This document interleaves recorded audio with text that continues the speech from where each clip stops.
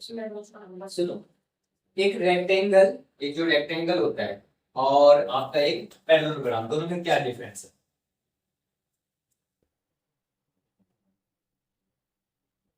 ये पैरेललोग्राम है, ये क्या है हमारा रेक्टेंगल है। सर हाँ सर रेक्टेंगल के चारों साइड 90 डिग्री एंगल होते हैं, पैरेललोग्राम के एंगल से होते हैं।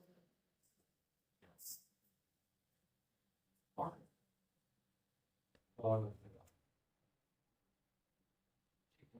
पैरेललोग्राम सही है। क्या डिफरेंस है? सर ये 90 का एक जो रेक्टेंगल होता है ना, उसके अपोजिट साइड से जो पेयर होते हैं वो इक्वल होते हैं और डायगोनल्स भी इक्वल होते हैं। देखो ये जो साइड है और ये जो साइड है, जैसे ये ए बी सी डी, तो ए बी साइड बीसी के इक्वल होगा और ए डी साइड किसके इक्वल होगा? बीसी के। ठीक है, इसमें मतलब यहाँ पे बी, यहाँ पे बी लिख दिया और यहाँ ए और यहाँ ए में स्मॉल स्मॉल लेटर में सेम होगा। पैरेललोग्राम की क्या बात होती है? पैरेललोग्राम के डेफिनेशन में तो ये कहा जाता है कि अपोजिट साइड से जो पेयर होते हैं ना वो पैरेलल होते हैं, इट्स इक्वल भी होते हैं। ठीक है, पैरेललोग्राम की खासियत है पैरेलल में ज्यादा इक्वल भी मिलता है। इट मींस ये साइड इसके इक्वल और ये साइड इसके इक्वल। लेकिन इसके जो डायगोनल्स होते हैं वो इक्वल नहीं होते, उनका लेंथ इक्वल नहीं होता। इसके जो डायगोनल्स होते हैं मतलब जो AC होगा वो equal sorry AC equal to B2 ये होगा, लेकिन इसके डायगोनल जो है PR does not equal QSS। ठीक है, तो ये एक मेजर डिफरेंस है इन दोनों के बीच में। मेजर डिफरेंस समझ में आ गया। और एक खास डिफरेंस ये भी है कि चारों एंगल 90 90 होते हैं, 3 4 90, पर इनके अपोजिट एंगल्स इक्वल होते हैं सिर्फ, है ना। ये दोनों के डिफरेंस समझ में आ गए इनके। सर कौन से एंगल्स डायगोनल्स वाला था? जो भी ये वाले पूरे पूरे ये एंगल 90, ये पूरा का पूरा एंगल 90 समझ में आ गया। और इनके अपोजिट एंगल्स इक्वल, मतलब जो S वाला एंगल है वो Q वाले एंगल के इक्वल होगा, पूरा का पूरा एंगल डायगोनल्स को ध्यान रखना। ये ठीक है, ये एंगल्स इक्वल होंगे और ये वाला एंगल इसके इक्वल, है ना। इसके चारों इक्वल होते हैं। ये हो गया इन दोनों के बीच का डिफरेंस। आगे समझ में दो डिफरेंस मेनली दिखेगा, क्या? डायगोनल्स और एंगल्स इन दोनों के बीच में। ठीक है, इसके चारों एंगल 90 और डायगोनल्स इक्वल है, इसके डायगोनल्स इक्वल नहीं होते, इसके अपोजिट एंगल्स इक्वल होते हैं। करेक्ट है। अब बात करते हैं हम किसकी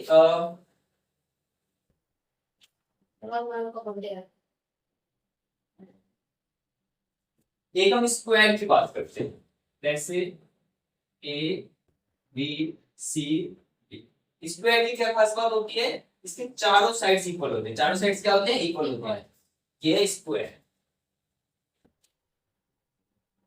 स्क्वायर अगर हम बात करें रोम्बस की, रोम्बस रोम्बस में क्या खास बात है?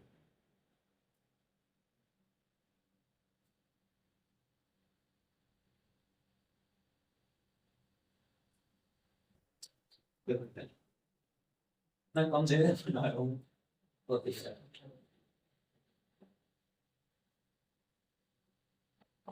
ऐसा होता है। ठीक है, रोम्बस के क्या होते हैं? चारों साइड्स इक्वल होते हैं रोम्बस के भी। तो फिर दोनों में मेजर डिफरेंस क्या निकाला जाए? सेम प्रोसेस फॉलो कर जिसको इसमें फॉलो किया हमने। क्या फॉलो किया इसमें डिफरेंस पता लगाने के लिए? हमने डायगोनल्स पे फोकस किया और एंगल्स पे फोकस किया। सेम प्रोसेस के लिए ये काम। हम एक काम करेंगे, इसके भी डायगोनल्स ड्रॉ कर देते हैं। PQRS। ठीक है, अगर मैं पूछूं कि स्क्वायर के डायगोनल्स इक्वल होते हैं, आप बोलोगे हाँ होते हैं। इसके डायगोनल्स क्या होते हैं? इक्वल होते हैं। इट मींस इसमें जो डायगोनल AC है वो BD के इक्वल होगा। ठीक है, और चारों एंगल्स के क्या होंगे? 90 होंगे। और एक खास बात है, और भी डीपली जाओ तो बहुत सारी बातें, पर दो बात आप ये इंपॉर्टेंट याद रखना। मेजर डिफरेंस की बात है कि स्क्वायर और रोम्बस में क्या डिफरेंट है। तो इसके डायगोनल्स इक्वल होते हैं और उसके डायगोनल इक्वल नहीं होते। इसके चारों एंगल 90 होते हैं, उसके चारों एंगल 90 के बाद कुछ नहीं, 90 है ही नहीं। मतलब बात क्या है? अपोजिट एंगल्स इक्वल होते हैं इसके। हाँ, इसके भी अपोजिट, जैसे इसके अपोजिट इक्वल वैसे इसके भी अपोजिट इक्वल। समझ में आ गया डिफरेंट?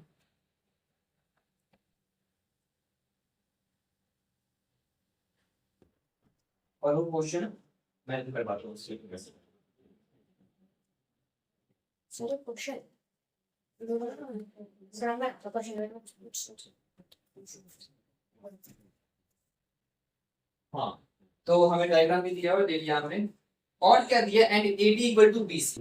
देखो और क्या दिया है, and AD equal to BC, ये साइड भी इक्वल दी हुई है। और शो डेट में क्या क्या पॉइंट्स है, गिवन में नहीं लिख सकते थे, जो कि गिवन था। शो डेट का पॉइंट लिखते हैं, शो डेट। शो डेट में क्या क्या चीजें हैं, बहुत कुछ है, आराम से करेंगे। Angle A equal to angle B, एक तो ये पॉइंट है। दूसरा क्या है, angle C equal to angle D, ठीक है। तीसरा क्या है भाई, ट्रायंगल एबीसी। वाह, हालांकि ट्रायंगल एबीसी दिख नहीं रहा है, ए बी सी मतलब यहां से भी मिलाना पड़ेगा ट्रायंगल बनने के लिए, वो आगे के प्रोसेस से करेंगे बाद में। Congruent to triangle ABC, congruent to triangle BA, triangle B A B.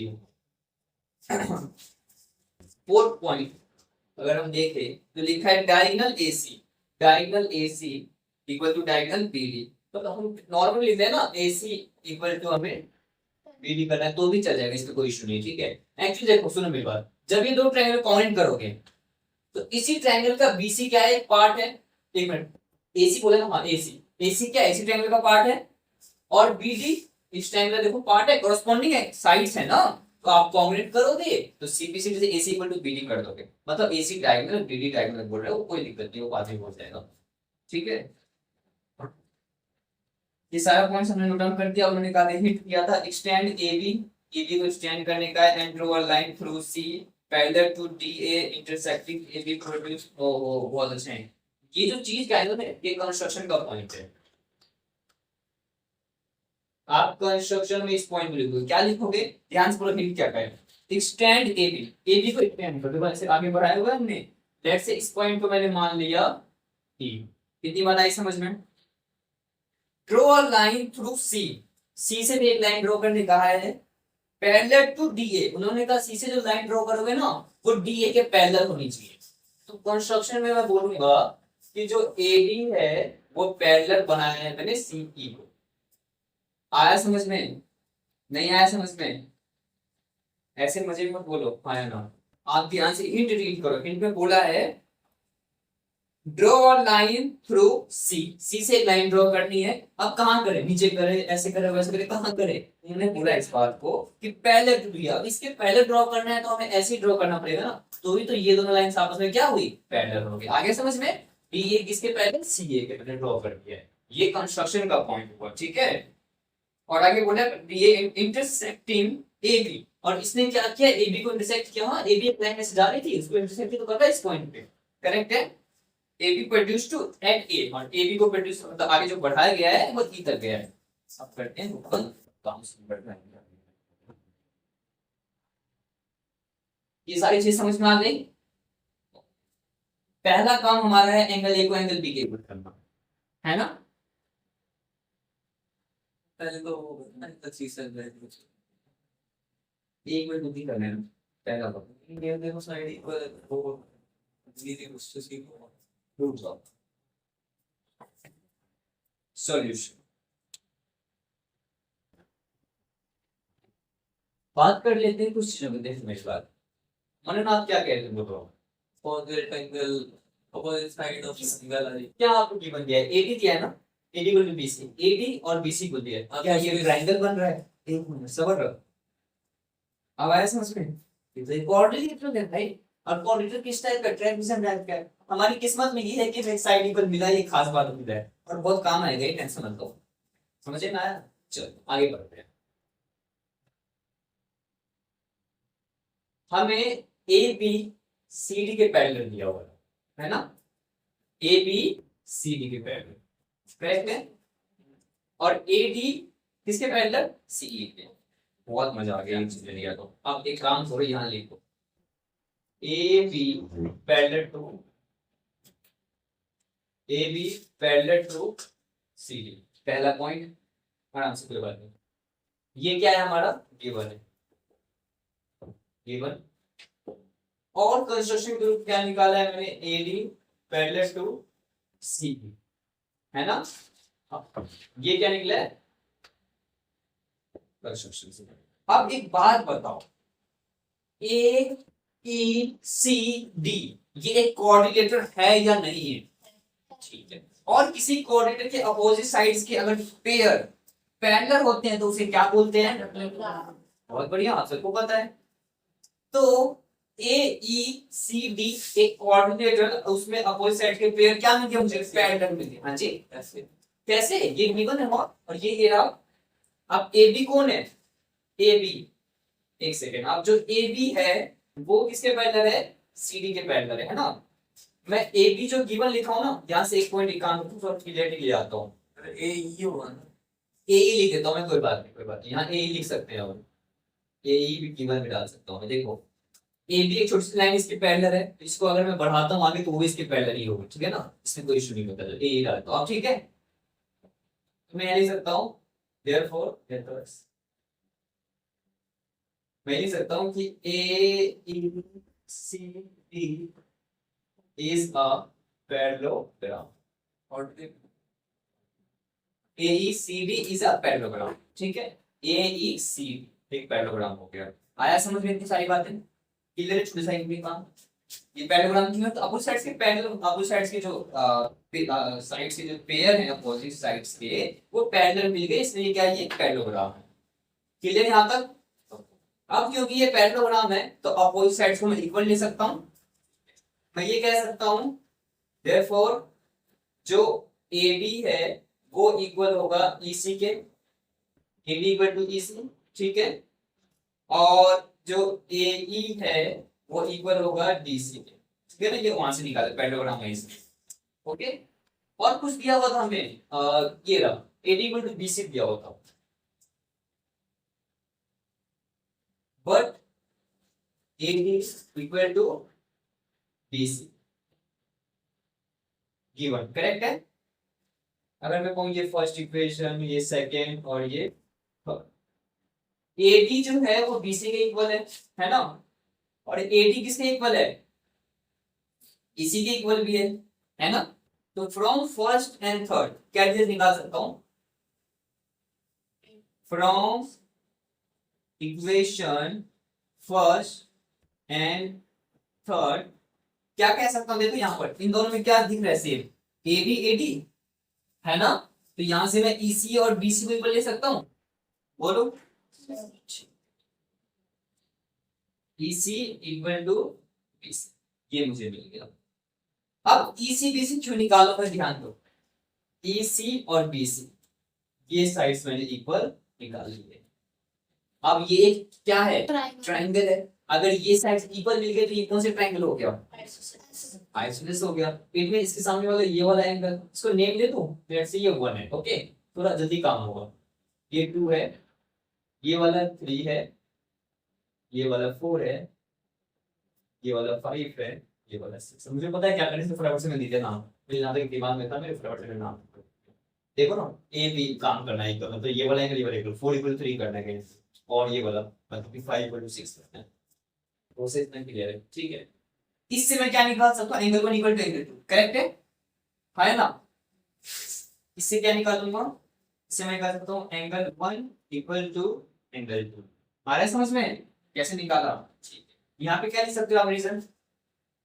Angle opposite to equal sides are equal, correct है, आया ना, लिख लोगे। Angles opposite to equal sides, और लिख लेना, जगह बहुत देगा मेरा, ये बहुत सारा काम है, और ये निकल आया। और कुछ समझो, और कुछ समझो, एक बात देखो, ये कि एंगल जो 4 है in trapezium A B C D, इसके अंदर में, चलो ये नहीं लेता हूं, ये नहीं लेता हूं, ए ई सी डी। आपको एक बार पता है, एक जो पैरेललोग्राम होता है उसके जो एक लाइन पे या एक ही साइड पे बनने वाले एंगल का सम कितना होता है? 180। 181 एक ही साइड पे बनने वाले एंगल्स, ये एंगल ये जैसे कि पूरा का पूरा बनता है जो 180 होता है, क्योंकि अब वो साइड से इक्वल हो जाते हैं ना। तो मैं ये कह सकता हूँ एंगल 4 प्लस एंगल 1 कितना? 180।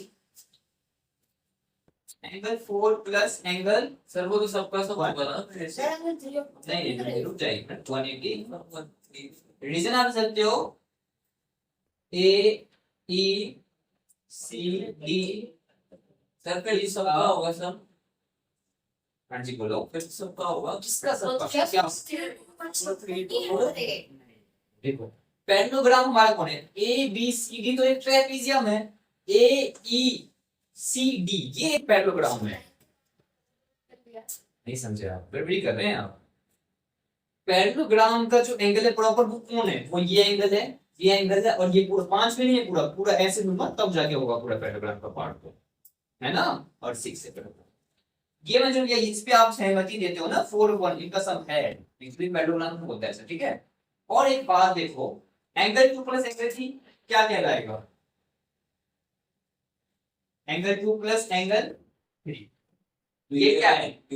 हाँ बिल्कुल से सिंपल सा लीनियर पेयर, करेक्ट है सर ए सी डी में वो नहीं आएंगे 5 और 6?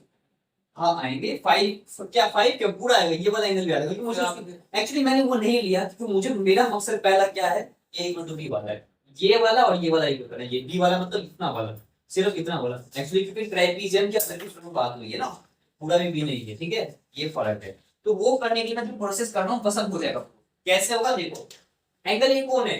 4 है, और बी वाला कौन है? ये 3 वाला है एक्चुअली में, ठीक है। तो 4 इक्वल टू 3 करना है ना, देखो मेरा होने ही वाला है, बस यहाँ ध्यान दो 1 2 के इक्वल है, तो ये 1 और ये 2 आपस में कट जाएंगे, तो 4 इक्वल टू 3 तो बचेगा। बस करके दिखाया था, ये तो इंटेंट, ये क्वेश्चन है थोड़ा लेवल तक क्वेश्चन है, बहुत सारे प्रोसेस मैंने कितना सारा काम किया पहले काम को करने के लिए, लेकिन अब उसके बाद इजी होगा काम, थोड़ा सा सोचना का लेवल इसका थोड़ा अलग है। अब नाउ देखो इन दोनों का सम 180, इन दोनों का सम 180, तो भाई मैं ये नहीं बोल सकता कि ये इन दोनों का सम इक्वल टू इन दोनों का सम, है ना, बोल सकता हूँ ना। तो लिख सकता हूँ मैं now angle 4 plus angle 1 equal to angle 2 plus angle 3, correct है? तो लिख दिया सर। ओके हाँ प्लीज सॉल्व, क्लियर। और एक बात बताओ 1 किसके इक्वल है? बस काम खत्म करो, एंगल 4 इक्वल टू एंगल 3, और 4 कौन है? लो भाई पहला काम हो गया, इतना बड़ा है इतना बड़ा पहला क्या है, फिर सेकंड थर्ड फोर्थ मेरी बात सुनो भी गाइस, थोड़ा सा फिर आराम बस से क्या आ क्या जाओ, एक आ रहा है सब ये क्वेश्चन आ रहा है, बड़े से के बैंड बजा चल रहा है। तो बात ऐसी है, अब मुझे करना है सी डी को इक्वल। आप बोलोगे सर ये सी पूरा तो नहीं है ना, ये पूरा नहीं, एक्चुअली मैंने शुरू में जो डायग्राम था उसके अकॉर्डिंग काम होगा हमारा। तो सी डी के इक्वल करना है, हमारा नेक्स्ट वर्क होगा कि 5 वाले को 6 के इक्वल करना है, ठीक है। ये भी कर दूंगा, कैसे करूंगा समझना। अब ध्यान दो, हमें ए बी जो है वो पहले डीसी मिला था कि नहीं मिला था शुरू में, वो देखो है ना ऊपर में ये रहा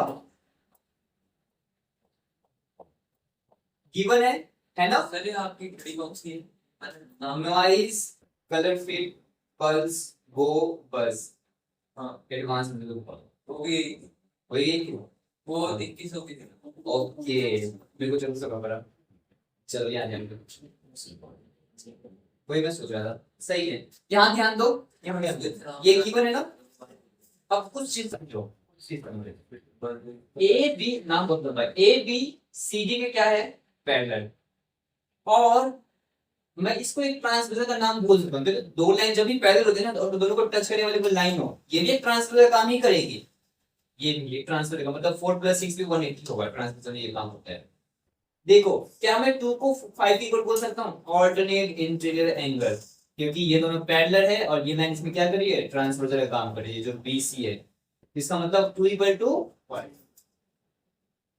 angle 2 = angle 5, alternate interior angle, ठीक है। यहाँ तक क्लियर है ना।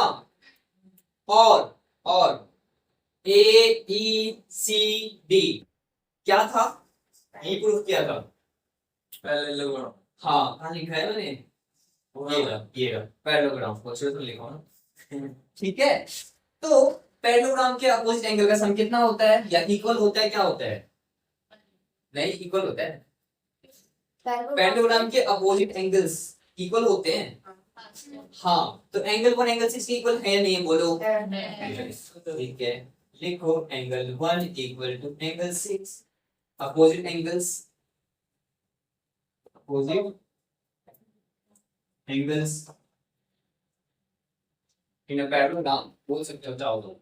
अब हमारा काम क्या है, C equal to D, it means 5 equal to 6। 5 को 6 के इक्वल करना है, अगर 1 2 के इक्वल हुआ तो 5 6 के हो जाएगा, हाँ या ना बोलो। तो 1 और 2 को देखो इक्वल है ना, बढ़िया। तो यहाँ पे हम लिखेंगे therefore angle 5 equal to angle 6। यहाँ लिख सकते हो आप एक सेकंड 10 एंगल 1 इक्वल टू, ठीक है ना, मैं यहाँ पे लिख दिया 10। तो इसमें चेंज कर दो, ऐसे कर दो आपका। अब 5 कौन सा 5 भाई साहब है हमारे C, किस जाएगा एंगल C। सर इसे पूरा एंगल ही है। हाँ अब उस टाइम पहले ही मैंने बोला था, नहीं ऐसा नहीं है, ध्यान सुना करो, पता है क्वेश्चन ये भी उठा सकते हो आप। एक्चुअली जो C है ना पार्ट, ये सिर्फ इतना है। देखो क्यों ऐसा क्यों है, जो C वाला पार्ट है पूरा एंगल तो नहीं है, क्योंकि ये तो हमारे कंस्ट्रक्शन का पार्ट है दोस्त।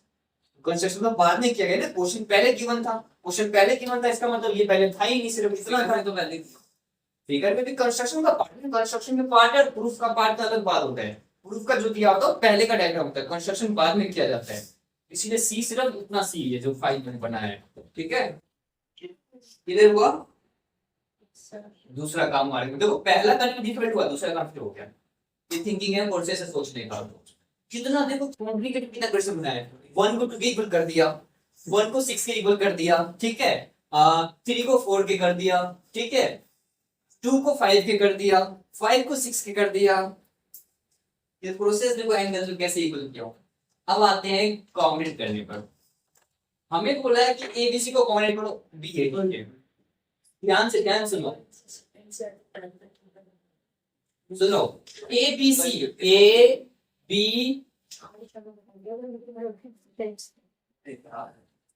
ABC भाई ABC मतलब इस वाले को अब इससे जोड़ दो, ठीक है।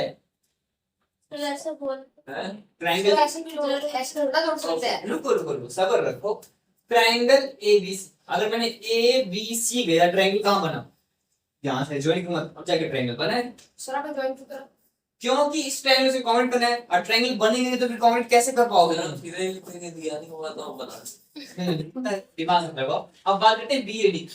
B देखो, B ये रहा, A ये रहा, D ये रहा, मतलब B भी कोई मिलाना नहीं पड़ेगा, चला के ट्रायंगल बनेगा।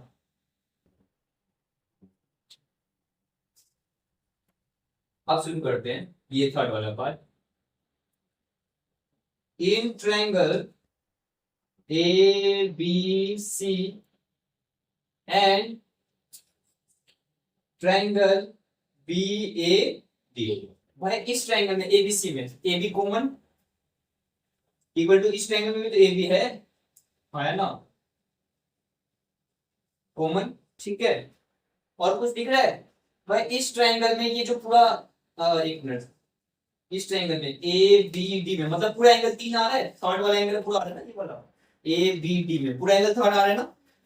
तो इस ट्रायंगल में एंगल थर्ड पूरा का पूरा, और इस ट्रायंगल में एंगल 4 वाला। सर तो आगे की बाइसेक्ट नहीं होगा यार तो बाइसेक्ट कौन ट्रायंगल ने किया, इस वाले ट्रायंगल ने ना, लेकिन असलियत में तो वो किस ट्रायंगल का पूरा पार्ट है, वो ABC का तो पूरा पार्ट है ना, ये इंपॉर्टेंट है मेरे लिए, ठीक है। ये मैं कहां से निकाला, 3/4 हमने इसलिए कहीं निकाला था, ये रहा ना, ये ऊपर लिखा है तो प्रूफ आओ, ठीक है, प्रूफ आओ पूरा संयम रखो, पहली बार में समझ नहीं आएगा ये क्वेश्चन, इसको 2-3 बार प्रोसेस करोगे आप तब जाके समझ आएगा।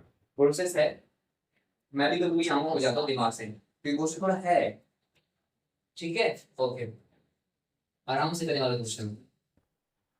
और कुछ ढूंढो। हाँ AD equal to BC given था कहीं पर ये रहा AD equal to साइड्स बन रहे एक गलती होगी AD को मुझे उधर लिखना चाहिए था BC इस ट्रायंगल का पार्ट है सर यहाँ देखते हैं भाई मैं एज ए टीचर मैं जरूर देखना चाहूंगा ये मेरे बहुत इंपॉर्टेंट चीज होता है given therefore triangle Yes, therefore हमारा काम खत्म हुआ बस ABC congruent to triangle BAD by side angle side congruence rule तो क्या अब डायगोनल सामने लिखा होगा अब इसका डायगोनल नहीं लिखो तो कैसे जाएगा AC equal to BD by CPCD BD sir answer sheet की थोड़ा सा लिख करके काम खत्म हो सर गया आंसर शीट की कम से कम 2 पेज दो में हाँ बिल्कुल ले लेगा तैयार सारे पार्ट्स ही है है सर एक क्वेश्चन मैं तो कहां से लिख करवाऊंगा ये रहा ऐसे कुछ ये पहला पार्ट पता हुआ है ठीक यहाँ पे दूसरा पार्ट हुआ है ठीक है तो मैंने सारे पार्ट्स मेंशन कर दिए नोट डाउन कर सकते हैं अब आप एक्सरसाइज